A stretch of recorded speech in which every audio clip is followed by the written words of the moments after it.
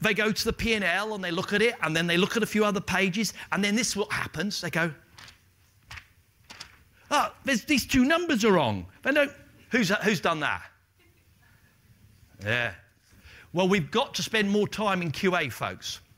And a very simple process that many of you have seen in your auditing days is a process where if a number appears twice in the same document, you reference it properly in a document that you call the QA document. And folks, when you've done this and it's full of red ink and you've checked numbers back to source and the CEO sees it one day, why have you ruined the report? I haven't seen it yet.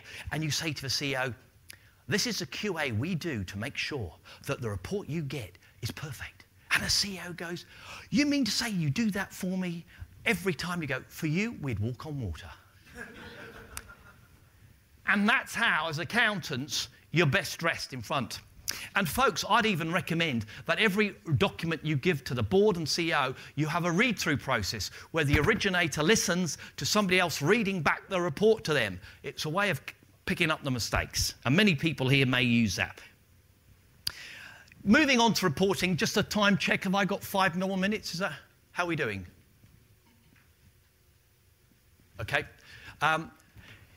Here is an example of a report that Lord King would have had, intranet-based obviously, giving him 24/7 notification of what planes are in the air, which he can follow up on whenever.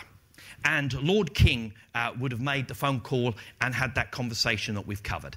And yes, with this technology that we've got outside in the room here, we can produce some very good management tools.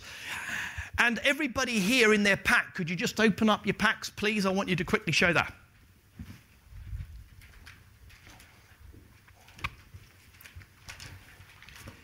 How long have I been on for? I think you've another 5 minutes. Have we all got it? Do you see it here, everybody? This one here. This is a one-page report to your CEO. They'll love you for it. Now, I know we've got some CEOs in this room, and I'm sure that that's what they want. CEOs do not want a big report that ends up going in their briefcase and traveling home, yeah, and back again on the ferry, because they're in Discovery Bay, of course, and back again. And, of course, any report that's been in the CEO's briefcase for 3 days is deemed as read. But don't ask a question, please. Imagine if you gave this report to your CEO, a snapshot of the areas, the important areas to note, and here's a graph on the, how we're going against the plan, a little bit about our businesses and some analysis, and a potted P&L and balance sheet. And if you have a lot of retail in your businesses, on the back page, you could have the 3 league tables, the A League, B League, and C League. So you're comparing, businesses together, all on one page, and that should be the monthly report done. By the way, who likes it? Who likes the concept of a one-page CEO report? Yep. And just to save you a bit of time, folks, I've given you it to electronically, okay? So there's no excuse. And to the board, have a look at the other page. There's another page I've given you. This page here is ideal for your board to give them a snapshot of the business. And about 9 graphs, and again, of course, the same P&L and balance sheet, a little bit of commentary, and that should be the first paper in front of the board meeting. And I guarantee you, if you install it, it will cut down your board papers, and you'll score a goal. And don't tell anybody that you got it from me. Claim it as your own. You've got my permission. Now, quarterly rolling planning, one of the key things about here, if we have a March year end, this is what I'm talking about, is say in September, you ask budget holders to forecast the next 3 months. And it's a no-brainer, everybody, but they would, in the next 3 months, in September, they'd be able to forecast October, November, December much better than they would during the annual plan, correct? Yeah. And you ask them to spend a bit of time monthly in the second quarter, and thereafter tell them not to waste too much time. We only want quarterly numbers. So now we have 6 quarters ahead. And folks, if our year end is March, look what's happened already. I have got the start of an annual plan, haven't I? And but we don't call it that. In December, we say, well, what do you need in January, February, March? And that, of course, updates our year-end forecast and sets the targets. And at the same time, we then lock down the annual plan number. And after a while, with this rolling process, and the key message here, folks, is in this dynamic world we're in, we really can only predict to any degree of certainty that red zone. Would you agree?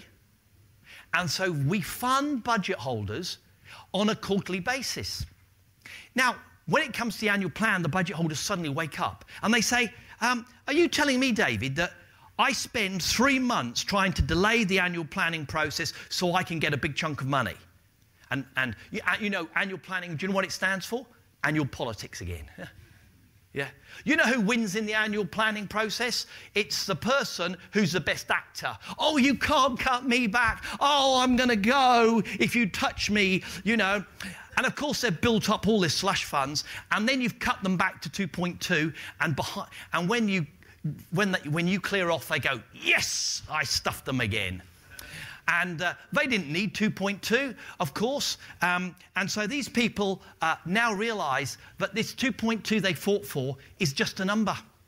We are not giving them the annual entitlement anymore. We say to Pat, we are going to fund you that much, and that much, and that much, and that much, and that will never, ever add to 2.2.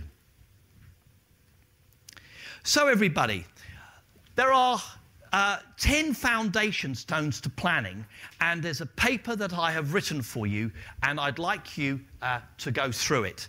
And it explains all the things that you need to do, and this paper will help you, folks, do a better annual plan while you've got it. But you should be on this journey to get rid of it. And last but no means least, and the most important thing here today is to recognise that planning is not to be done in a spreadsheet, because, folks, it's going to be greater than 100 rows, correct? Yeah. And here's what KPMG said. For every 120 rows of a spreadsheet, you have a 90% chance of a logic error. So, folks, I'm ending now, and here's my website. I want you to go down here to the courses and find this course, and you'll be able to download a number of documents I've talked about, and the password is quite easy to remember. And so there's 5 things I'd like you to do, and these are listed here. But the one I want to focus on, I hope you will start adopting the abandonment processes. Abandonment of processes that are broken, and one of which, of course, the annual plan. These are the books I've published in America, and for those people in KPI space, this is be useful. That's my management leadership, and this is the one, of course, you've got here. Well, everybody, it's been an honour and a pleasure to be here in this marvellous place, this dynamic place, where business is business.